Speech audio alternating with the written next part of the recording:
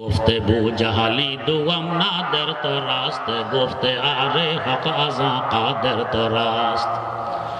گفته شش پارا هزار در دست توست، بشنو از هر یک تو تسبیح درست. لا اله گفت الا الله، گفته گوهر احمد رسول الله سفت. একদিন আবু জাহালে মলউন ছয়টি পাথরের টুকরা মুঠের ভিতরে লুকিয়ে দরবার নবুয়তে হাজির হয়। হাজির হয়ে বলছে, ভাতিজা তুমি তো আমাদেরকে আকাশের উপরের আর জমিনের নিচের কথাবার্তা শোনাও, যা আমরা দেখি না তা বিশ্বাসও করতে পারি না। আমার মুঠের ভিতরে এমন কিছু বস্তু লুকিয়ে আছে, এগুলো আকাশের উপরের নয়, জমিনের নিচের নয়। যদি বলতে পারো এগুলো কি, তাহলে বুঝবো তুমি সত্য নবী। আবু জাহালের প্রস্তাব শুনে রাসূল আকরাম সাল্লাল্লাহু আলাইহি ওয়াসাল্লাম বললেন, চাচা আমি বলবো আপনার মুঠের ভিতরে কি, নাকি মুঠের ভিতরে বস্তুই বলে দিবে ওরা কি? گفته بو جهلی دوام نادر تراست، گفته آره حق ازا قادر تراست। আবু জাহাল বলছে, ভাতিজা তোমার তো বাকশক্তি আছে, কথাবার্তা বলতে পারো। আমার মুঠের ভিতরে এমন কিছু বস্তু লুকিয়ে আছে, এগুলোর বাকশক্তি নেই, কথাবার্তা বলতে পারে না। আমাদের জিহ্বার ভিতরে এক টুকরা গোশত, নাড়া মারলে আওয়াজ বেরিয়ে আসে। যে আল্লাহ এই এক টুকরা গোশতের মধ্যে আওয়াজ বের করার শক্তি দিতে পারেন, ও আল্লাহ কি পাথরের টুকরায় কথা বলার শক্তি দিতে পারেন না? আল্লাহর নবী আরো বললেন, চাচা আমি যদি বলতে পারি আপনার মুঠের ভিতরে কি আছে, তাহলে বুঝবেন আমি সত্য নবী। আপনার মুঠের ভিতরের বস্তু যদি সাক্ষী দিয়ে দেয় আমি সত্য কি অসত্য, তাহলে? আবু জাহাল তো হতবাক, কি বলতেছে। দুইজনের কথাবার্তা চলছে, এর মধ্যে সে টের পাচ্ছে মুঠের ভিতরের পাথরের টুকরোগুলো নড়াচড়া আরম্ভ করে দিয়েছে। শুধু তাই নয়, কথা বলা শুরু করে দিয়েছে। কি কথা? گفته شش پارا هزار در دست توست، بشنو از هر یک تو تسبیح درست। ও আবু জাহাল, তোর মুঠের ভিতরে আমরা 6টি পাথরের টুকরা লুকিয়ে আছে। তোর ভাতিজা সত্য নবী কি অসত্য নবী, সাক্ষী শুনবি?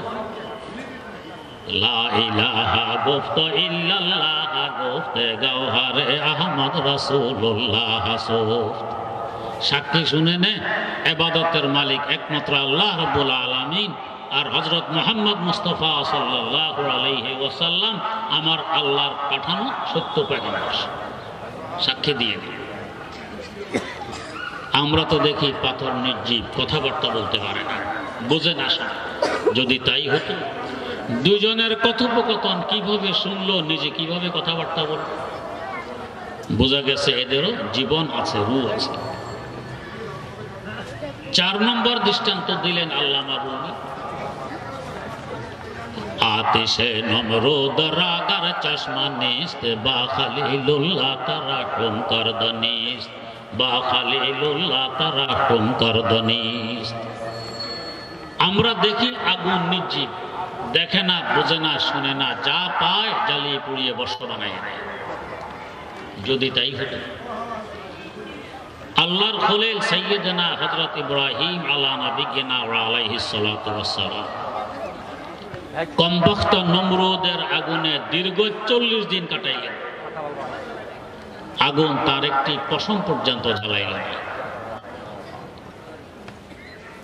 কেন জ্বালাবে? সে তো দেখে, সে বুঝে আমার ভিতরে কে। জ্বালানো তো দূরের কথা, তার আরামের ব্যবস্থা করা আমার দায়িত্ব। এদিকে হযরত জিবরিল আমিন আলাইহিস সালাম আল্লাহ পাকের দরবারে গিয়ে বলছেন, আল্লাহ, তাফসীরে কবীরে উল্লেখ আছে গোটা পৃথিবীতে একমাত্র তাওহীদের পতাকাবাহী আপনার খলিল ইব্রাহিম আলাইহিস সালাম। তার সাথে নমরুদের এই আচরণ, এটাকে সহ্য করা যায়? আল্লাহ একটু অনুমতি দিন, আগুনগুলো তুলে নিয়ে নমরুদের মাথায় ঢেলে দিই। আমার আল্লাহ তো অন্তর্যামী, খলিলের ভিতরে কি আছে আল্লাহ তো সব জানেন। আল্লাহ বললেন, জিবরাইল, যার ব্যথায় ব্যথিত হয়ে আমার কাছে অনুমতি চাইতে এসেছে তাকে একটু জিজ্ঞেস করে নাও, দেখো তিনি কি বলেন। নমরুদ খলিলকে আগুনে ফেলে, আমার আল্লাহ অপেক্ষা আছেন খলিল পরীক্ষায় পাশ করেন কিনা। आग है औलाद इब्राहिम है नमरूद है, फिर किसी को क्या किसी का इम्तिहान मकसूद है, फिर किसी को क्या किसी का इम्तिहान मकसूद है। जिब्रील आमीन ছুটে আসলেন খলিলের দরবারে। কেমন গতিতে? বুখারী শরীফের ব্যাখ্যা গ্রন্থ ফজলুল বারীতে উল্লেখ আছে, হযরত জিবরাইল আমিনকে জিজ্ঞেস করা হলো, জনাব আপনার গতি কেমন, 1 ঘন্টায় কত কিলো যেতে পারে? জবাব দিলেন, আমার গতি কি বুঝবে, একটি ঘটনা বলছি, আন্দাজ করতে পারবে আমার গতি কেমন। কি ঘটনা? যখন আল্লাহর পয়গম্বর হযরত ইউসুফ আলাইহিস সালামকে তার ভাইয়েরা কেনানের কূপে ফেলে দেয়, আমি জিবরাইল তখন ছিলাম সিদরাতুল মুনতাহা। আদেশ আসলো, ও জিবরাইল, আমার পয়গম্বর ইউসুফকে তার ভাইয়েরা কূপে ফেলে দিয়েছে, তার পা পানিতে পৌঁছার আগে আগে তুমি গিয়ে তাকে তুলে ধরো। সিদরাতুল মুনতাহা কাছে না দূরে? বাইতুল মুকাররম, মক্কা শরীফ, সপ্তম আকাশের উপরে। কি পরিমাণ উপরে? মাইল কিলোমিটার দিয়ে আজ পর্যন্ত মাপজুদ সম্ভব হয়নি, হয়তো হবে। একটু ধারণা দেওয়ার চেষ্টা করছি। আমরা যে গ্রহে বসবাস করছি, গ্রহটির নাম পৃথিবী। আয়তন প্রায় 20 কোটি বর্গ মাইল। এই বিশাল গ্রহটি যে জগতে ঘুরে বেড়াচ্ছে, এই জগৎকে বলা হয় সৌরজগৎ। 8টি গ্রহ, কিছু উপগ্রহ এই সৌরজগতে ঘুরে বেড়ায়। কোন কোন গ্রহ, কোন কোন নক্ষত্র পৃথিবী থেকেও তো বড়। যেমন সূর্য নামে নক্ষত্র আমাদের 20 কোটি বর্গ মাইল আয়তনের পৃথিবী থেকে 13 লক্ষ গুণ বড়। এই বিরাট বিশাল গ্রহগুলো একটি তো আরেকটির সাথে লেগে নেই। 2 গ্রহের মধ্যখানে অনেক দূরত্ব। যেমন আমাদের পৃথিবী নামক গ্রহের নিকটতম গ্রহ মঙ্গল গ্রহ। এই সবচেয়ে কাছের গ্রহটির দূরত্ব পৃথিবী থেকে 8 কোটি কিলোমিটার, বাকিগুলো আরো দূরে। এত দূরে দূরে গ্রহগুলো ঘুরে বেড়াচ্ছে সৌরজগতের ভিতরে। চিন্তা করুন সৌরজগৎটি কত বড়। আবার এই সৌরজগৎ যে জগতে ভেসে বেড়াচ্ছে, ওই জগৎকে বলা হয় গ্যালাক্সি। বিজ্ঞানীরা বলেন 15,000 কোটিরও অধিক সৌরজগৎ মিলে একটি গ্যালাক্সি গঠিত হয়। যেভাবে একটি গ্রহ থেকে আরেকটি গ্রহ অনেক দূর দিয়ে ঘুরে বেড়ায়, এভাবে একটি সৌরজগৎ থেকে আরেকটি সৌরজগৎও অনেক দূর দিয়ে ঘুরে বেড়ায়। কি পরিমাণ দূরে একটি সৌরজগৎ থেকে আরেকটি সৌরজগৎ ঘুরে বেড়ায়? এক সৌরজগৎ থেকে আরেক সৌরজগতের মধ্যখানের দূরত্ব হলো 33 লক্ষ আলোকবর্ষ। কি অর্থ? আলোর গতি প্রতি সেকেন্ডে প্রায় 3 লক্ষ কিলোমিটার। আলো যদি সেকেন্ডে 3 লক্ষ কিলোমিটার গতিতে চলতে থাকে, সেকেন্ড নয়, মিনিট নয়, ঘন্টা নয়, দিন নয়, সপ্তাহ নয়, মাস নয়, বছর নয়, যুগ নয়, দীর্ঘ ৩৩ লক্ষ বছর যাবৎ চলতে থাকলে যত দূরে পৌঁছবে একটি সৌরজগৎ থেকে আরেকটি সৌরজগৎ এত দূরে দূরে ঘুরে বেড়ায়। এভাবে ১৫,০০০ কোটিরও অধিক সৌরজগৎ মিলে গ্যালাক্সি গঠিত হয়। চিন্তা করুন গ্যালাক্সিটি কত বড়। আবার এই গ্যালাক্সি যে জগতে ভাসমান ওই জগৎকে বলা হয় গ্যালাক্সি গুচ্ছ। ১৫,০০০ কোটিরও অধিক গ্যালাক্সি মিলে একটি গ্যালাক্সি গুচ্ছ গঠিত হয়। গ্রহের তুলনায় সৌরজগতের দূরত্ব যে পরিমাণ বেশি, সৌরজগতের তুলনায় গ্যালাক্সির দূরত্ব আরো কোটি কোটি গুণ বেশি। চিন্তা করুন গ্যালাক্সি গুচ্ছটি কত বড়। আবার এই গ্যালাক্সি গুচ্ছ যে জগতে ভেসে বেড়াচ্ছে ওই জগৎকে বলা হয় মহা গ্যালাক্সি।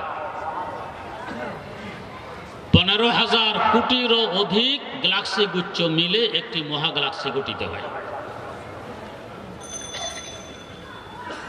গ্যালাক্সির তুলনায় গ্যালাক্সি গুচ্ছের দূরত্ব আরো কোটি কোটি গুণ বেশি। এবার চিন্তা করুন মহা গ্যালাক্সিটি কত বড়। এত বড় মহা গ্যালাক্সি যে আল্লাহ পাক সৃষ্টি করেছেন তিনি কত বড়। বিজ্ঞানীরা আজ পর্যন্ত মহাশূন্যে ১৫,০০০ কোটিরও অধিক মহা গ্যালাক্সি আবিষ্কার করে ফেলেছে। এগুলো সব প্রথম আকাশের পেটের ভিতরে। চিন্তা করুন কত দূর পর্যন্ত বিজ্ঞান পৌঁছে গেছে। এত দূর পর্যন্ত পৌঁছার পরেও আমাদের নিকটের আকাশটি কোথায় এর কোনো হদিস এখনো বের করতে পারেনি, হয়তো পারবেও। তাই বলে বর্তমান বিজ্ঞানীরা আকাশ অস্বীকার করে। এরা বলে আকাশ বলতে কিছু নেই। তো তাহলে আমরা যে নীল বর্ণের একটি গম্বুজ, একটি ছাদ দেখি, এটি কি? তারা বলেন যে সূর্যের কিরণ যখন পৃথিবীর গাছগাছালিয়া ধূলিকণা এসে পড়ে একটি প্রতিবিম্ব উপরে ভেসে ওঠে, নীল বর্ণ ধারণ করে। এটা চোখের ধোঁকা, আকাশ বলতে কিছু নেই।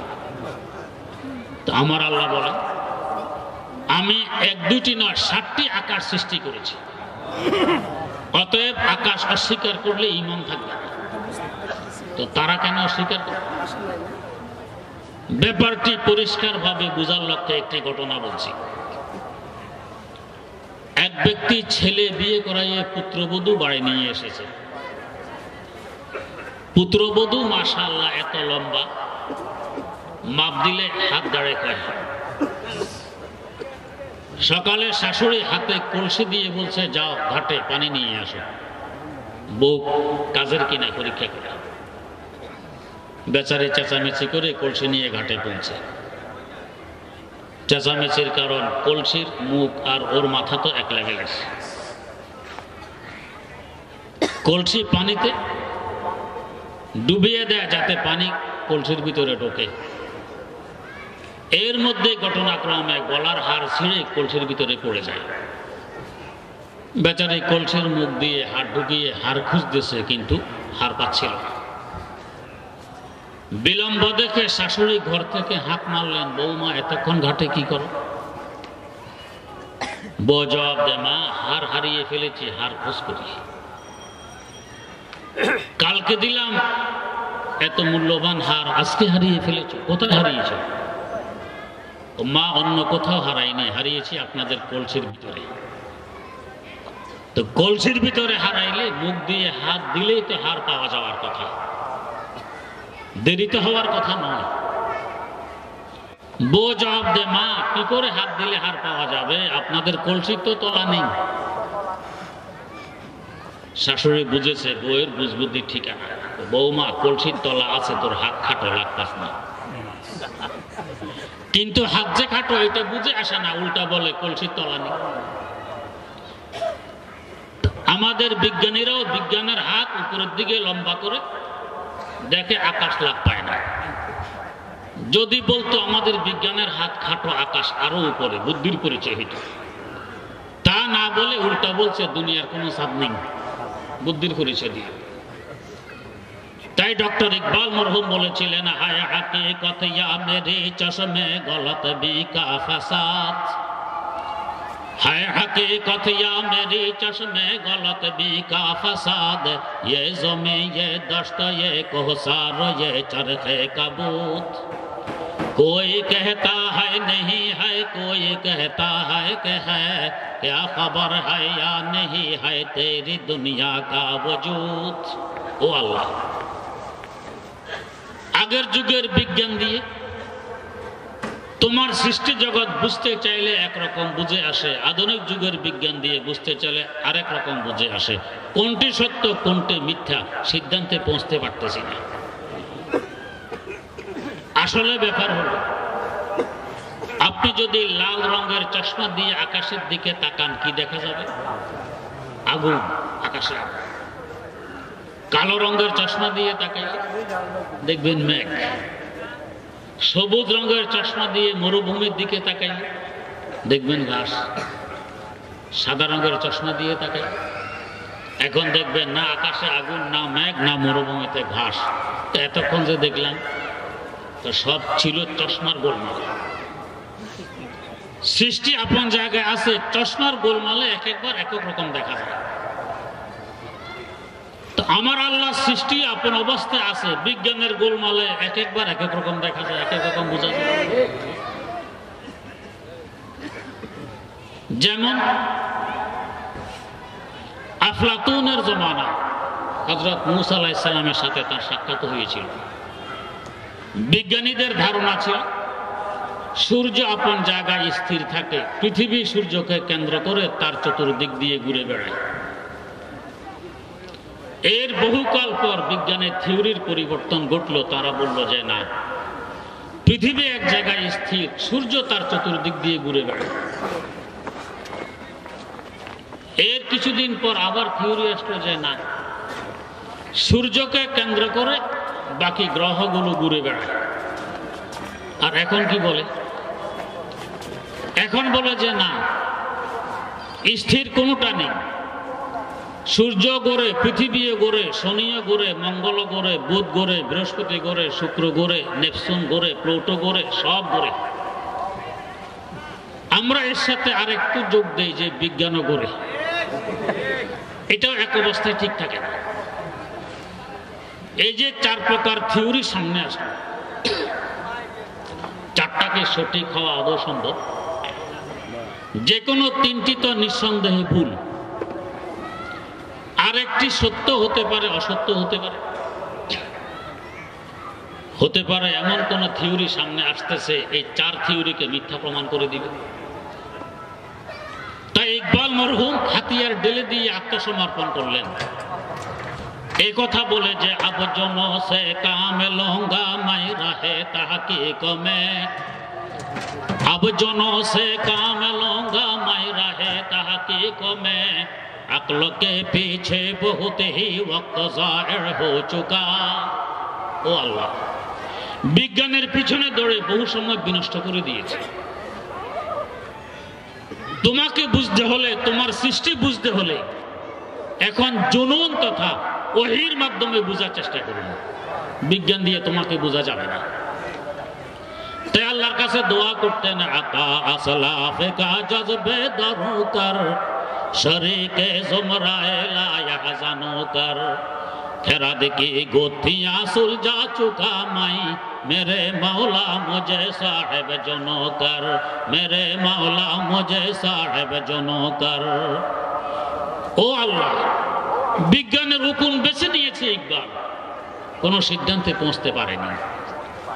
এখন ফরিয়াদ করে তোমার দরবারে ইকবালের নামটি ওই সমস্ত বান্দাদের লিস্টিভুক্ত করে দাও যাদেরকে বর্তমান যুগের কথিত বুদ্ধিজীবীরা পাগল বলে আখ্যায়িত করে। শরীকে জুমরায়ে লা ইয়াহজানু কর। যাই হোক, তো বলতেছিলাম এত দূর পর্যন্ত বিজ্ঞান পৌঁছেছে, এরপরও প্রথম আকাশটি কোথায় তার কোনো হদিস এখনো পাওয়া যায় না। চিন্তা করুন কত উপরে। আরেকভাবেও বুঝতে পারে আকাশটি কত দূরে। রাতের অন্ধকারে উপরের দিকে তাকাইলে অসংখ্য তারকা দেখতে পাওয়া যায়। এই তারকাগুলোর আলো প্রতি সেকেন্ডে 3 লক্ষ কিলোমিটার গতিতে অহরহ চতুর্দিকে ধেয়ে চলছে, আমাদের দিকেও আসতেছে। বিজ্ঞানীরাই বলছেন এখনো মহাশূন্যে এমন অসংখ্য তারকা রয়ে গেছে, সৃষ্টির পর থেকে এদের আলো আমাদের দিকে আসতেছে, চতুর্দিকে ধেয়ে চলছে সেকেন্ডে 3 লক্ষ কিলোমিটার গতিতে। এরপরও আজ পর্যন্ত আমাদের কাছে এসে পৌঁছতে পারেনি। কত উপরে তারকাগুলো চিন্তা করে।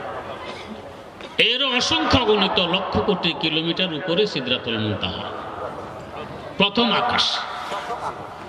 দারমি শরীফে একটি হাদিস আছে, রাসূল আকরাম সাল্লাল্লাহু আলাইহি ওয়াসাল্লামের সাথে আমাদের জমিন থেকে আকাশের দূরত্ব যেই পরিমাণ, আকাশটি মোটাও এই পরিমাণ। তার মানে জমিন থেকে আকাশের পেট যেই পরিমাণ দূরত্বে, আকাশের পিঠ এর থেকে দ্বিগুণ দূরত্বে। এরপর আবার এই পরিমাণ জায়গা ফাঁকা, তারপর দ্বিতীয় আকাশ, ওই আকাশটিও ফাঁকা পরিমাণ মোটা। এভাবে তৃতীয় আকাশ, চতুর্থ আকাশ, পঞ্চম আকাশ, ষষ্ঠ আকাশ, সপ্তম আকাশ। 7 নম্বর আকাশের পিঠ কোথায় চিন্তা করুন। এর অসংখ্য গণিত লক্ষ কোটি কিলোমিটার উপরে সিদরাতুল মুনতাহা। হযরত জিবরিল আমিন বলেন, আমি ছিলাম সিদরাতুল মুনতাহা। আল্লাহর পয়গম্বর ইউসুফ আলাইহিস সালামকে তার ভাইয়েরা কানানের কূপে ফেলে দেয়। ফেলে দেওয়ার পর আদেশ পাইলাম, তার পা পানিতে পৌঁছার আগে আগে আমি যেন এসে তাকে তুলে ধরি। একজন মানুষকে কূপে ফেলে দিলে পানি পর্যন্ত পৌঁছতে পৌঁছতে অন্তত ঘন্টা 10 তো লাগার কথা। ফেলে দেয়া মাত্রই তো ঝুঁক। হযরত জিবরিল আমিন বলেন, ফেলে দেওয়ার পর আদেশ পাইলাম আমি সিদরাতুল মুনতাহা। আদেশ পেয়ে সেখান থেকে এসে জমিনের কানানের কূপে তাকে তুলে ধরেছি, তখনও তার পা মুবারক পানি পর্যন্ত পৌঁছতে পারেনি। কেমন গতি! হযরত জিবরিল আমিন বলেন, আল্লাহ পাকের দরবার থেকে ওই গতিতে খলিলের দরবারে পৌঁছেন। মনে আছে তো? অনুমতি নেবেন, খলিল আগুনগুলো তুলে নিয়ে নমরুদের মাথায় ঢেলে দিই। খলিলের দরবারে এসে বলছেন, খলিল, একমাত্র তৌহিদের পতাকাবাহী আপনি, আর আপনার সাথে এই নমরুদের এই ব্যবহার, এটা কি সহ্য করা যায়? একটু অনুমতি চাই, আগুনগুলো তুলে নিয়ে নমরুদের মাথায় ঢেলে দিই। এমন সুযোগ যদি আমাদের হাতে আসতো কি বলতাম? বলতাম, হুজুর আর দেরি করার কি কাজ, তাড়াতাড়ি করা, জগৎবাসী বুঝুক আমি যে সুফি সম্রাট। আছেন আমাদের দেশে সুফি সম্রাট। হুজুর অপেক্ষার কি কাম, অনুমতি দরকার কি, কাজ সেরে ফেলুন, জগৎবাসী জানবে আমি যে বিশ্ব অলি। যারা বাস্তবে অলি এরা টন্ডুরা ফিটে যে আমি অলি, এরা লুকিয়ে থাকার চেষ্টা করে, আমার আল্লাহ প্রকাশ করে দেন, ভিন্ন কথা। এখন তো বিশ্ব অলির গোষ্ঠীরা এই কত অ্যাডভার্টাইজ দিতে পারে, আল্লাহ মাফ করুন। বেলায়েত নিয়ে যেন কাড়াকাড়ি।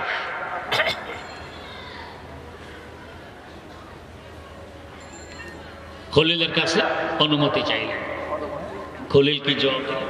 জিবরাইল, যার কারণে আমাকে নমরুদের আগুনে আসতে হয়েছে তিনি দেখেন না আমার কি অবস্থা, আপনার থেকে সাহায্য নিতে হবে কেন?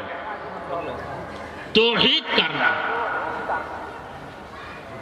तो बेखतर कूद पड़ा आतिश नमरूद में इश्को, बेखतर कूद पड़ा आतिश नमरूद में इश्को, अक्ल है महवे तमाशा लबे बाम अभी, अक्ल है महवे तमाशा लबे बाम अभी, पुख्ता होती है अगर मुस्लिहतन देश हो अक्लो, इश्क हो मुस्लिहतन देश अगर खाम अभी, इश्क हो मुस्लिहतन देश अगर खाम अभी।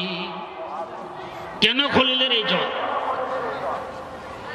আশিকার প্রেমিক যখন নির্জনে যায় তার মন মানসিকতা রগরেশায় প্রেমাস্পদ ছাড়া এই সময় আর কিছু থাকে? লোকালয়ে থাকতে তখন ভালো লাগে না, একা একই থাকতে ভালো লাগে। এই সময়টা আশিকার প্রেমিকের জন্য কত গুরুত্বপূর্ণ এটা প্রেমিক বুঝে, অন্যরা বুঝবে না। লজ্জাতে দর্দে মোহাব্বত রাজ বে দরদাম পুরস, লজ্জাতে দর্দে মোহাব্বত রাজ বে দরদাম পুরস, কদরে সেহত রাচে দানদ হর কে ও বিমার নিস। আমাদের বাংলার গৌরব কুতুবে ওয়াক্ত হযরত কারি ইব্রাহিম রহমতুল্লাহ কুমিল্লা জেলা লাকসাম থানার পশ্চিম পার্শ্বে একটি বিশাল দিঘি, দিঘির পূর্ব পাড় অগোর জঙ্গল, দিনের বেলায় মানুষ এখানে বয়ে আসে না। আল্লাহর ওলি রাতে রাত জঙ্গলের ভিতরে কাটিয়ে দিতেন। একদিন জিজ্ঞেস করা হলো, হুজুর যেখানে দিনের বেলায় মানুষ ভয়ে আসে না, রাতকে রাত আপনি এখানে কাটান, আপনার কি ভয়ভীতি নেই? বাস্তবতা তো হলো হার কে তার সাদে আজহক তাকবা গুজিদে তার সাদা জবাই জিন্নয়িন সোহার কে দিন, তার সাদা জবাই জিন্নয়িন সোহার কে দিন।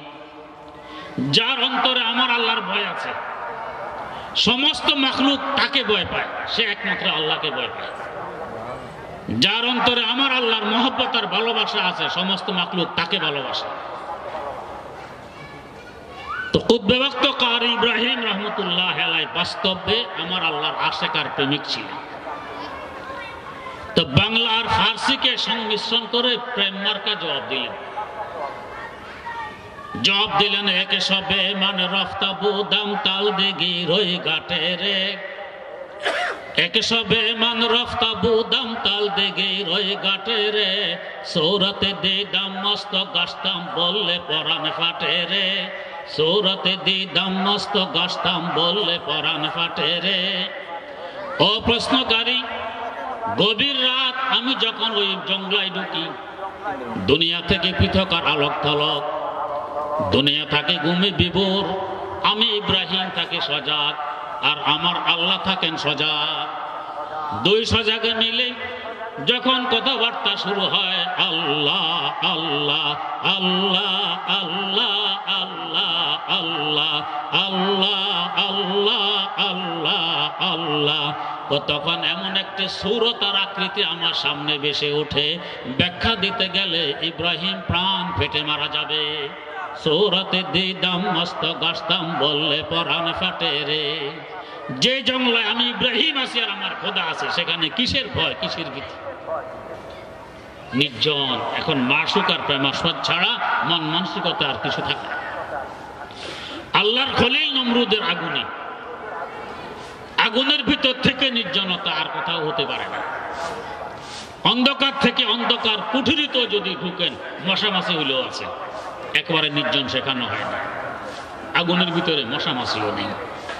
এই অবস্থায় আল্লাহর খলিলের মন মানসিকতায় আমার আল্লাহ ছাড়া আর কিছু আছে? এই অবস্থায় নমরুদের আগুন তাকে কি জ্বালাবে? তিনি তো তাওহীদের মুরাকাবায় ডুবে আছেন। তাই জবাব দিলেন, জিবরাইল, যার কারণে আমাকে আগুনে আসতে হয়েছে তিনি দেখেন না আমার কি অবস্থা, আপনার থেকে সাহায্য নিতে হবে কেন? আশিকারা মযহাব মিল্লাত জুদাস্ত, আশিকারা মযহাব মিল্লাত খুদাস্ত। তার মন মানসিকতা আল্লাহ ছাড়া আর কিছু নেই। এদিকে আমার আল্লাহর পক্ষ থেকে আদেশ চলে আসলো, ইয়া নারু কুনি বারদান ওয়া সালামান আলা ইব্রাহিম। ও আগুন, তুই ঠান্ডা হয়ে যা, তবে এত ঠান্ডা না যে আমার খলিলের কষ্ট হয়, আরামদায়ক ঠান্ডা। তাফসীর গ্রন্থ তো এই কথাই আছে, নমরুদের আগুনকে লক্ষ্য করে আল্লাহ পাক ঠান্ডা হওয়ার আদেশ দিলেন। সত্য তাফসীর, বাস্তব তাফসীর। শাইখ আকবর ইবনে আরবি নামক একজন আল্লাহর ওলি ছিলেন, ব্যতিক্রমধর্মী। তার একটি তাফসীর গ্রন্থ আছে, ব্যতিক্রমধর্মী তাফসীর গ্রন্থ। এই আয়াতের তাফসীরে তিনি বলেন, নমরুদের আগুনকে বলতে হবে, আগুন তুই ঠান্ডা হয়ে যা। কেন? আগুনের চোখ নেই, তার ভিতরে কে? জ্বালানো তো দূরের কথা, আগুন তো গর্বিত, আগুন ধন্য, আমার ভিতরে আল্লাহর খলিল তাশরীফ নিয়ে এসেছেন। আশরাফুল মাখলুকাতের পদধূলি থেকে তো আগুন বঞ্চিত, আগুনের ভিতরে মানুষ ঢোকে না। একুশিলায় আমার ভিতরে আল্লাহর খলিল এসে গেছেন, আমি ধন্য, জ্বালাবো কি? আরামের ব্যবস্থা করা আমার দায়িত্ব। আল্লাহ কোন আগুনকে লক্ষ্য করে বললেন ও আগুন তুই ঠান্ডা হোক? শাইখ আকবর ইবনুল আরবি বলেন, নমরুদের আগুনে যখন খলিল, আগুনে একমাত্র খলিল, সাথে খলিলের খোদা, এর থেকে নির্জন আর সম্ভব নয়। এই অবস্থায় খলিলের খোদার এশকের আগুন আর প্রেমের আগুন এমন ভাবে দাউ দাউ করে জ্বলে উঠল, ওই আগুনকে লক্ষ্য করে আমার আল্লাহ বললেন, ও আমার খলিলের প্রেমের আগুন, তুই একটু ঠান্ডা হও। যদি ওই দিন আদেশ দিয়ে খলিলের প্রেমের আগুনকে না লাগানো হতো, খলিলের এশকা প্রেমের আগুনে পুরা জগৎবাসীকে প্রেমিক বানাইয়ে জ্বালিয়ে পুড়িয়ে বর্ষ বানাই দিত।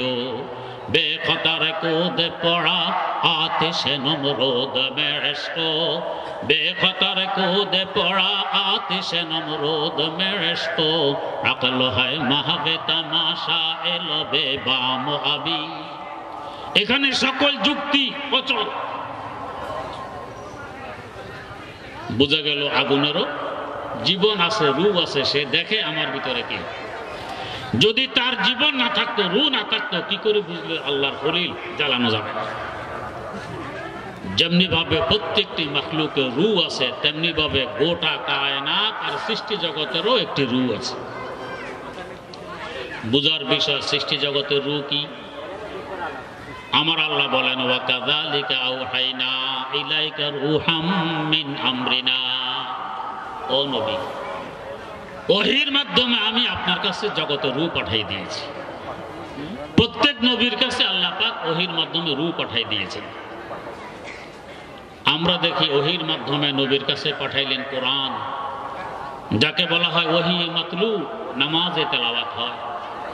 ওহীর মাধ্যমে পাঠাইলেন হাদিস, যাকে বলা হয় ওহী গায়রে মাতলু, নামাজে তেলাওয়াত হয় না। আল্লাহ পাক বলেন পাঠাইছি রূপ।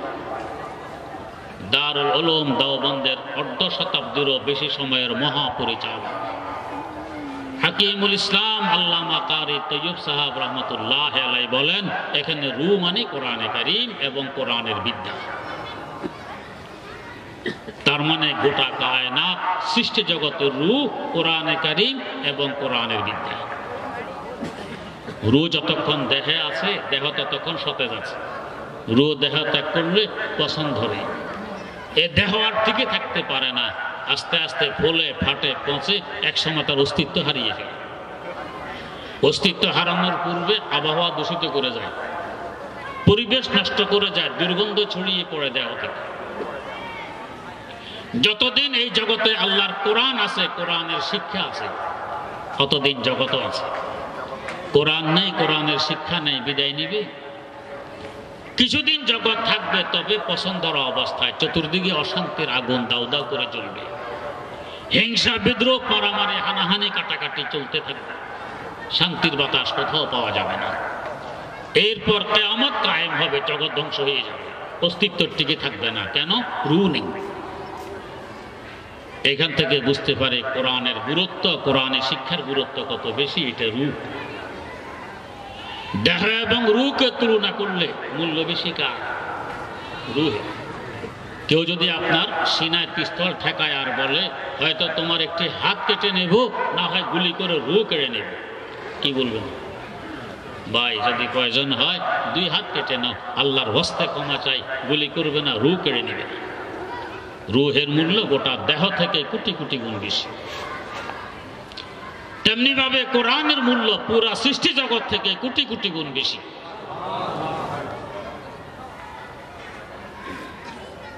কেউ আছে দেহের সেবক, কেউ আছে রুহের সেবক।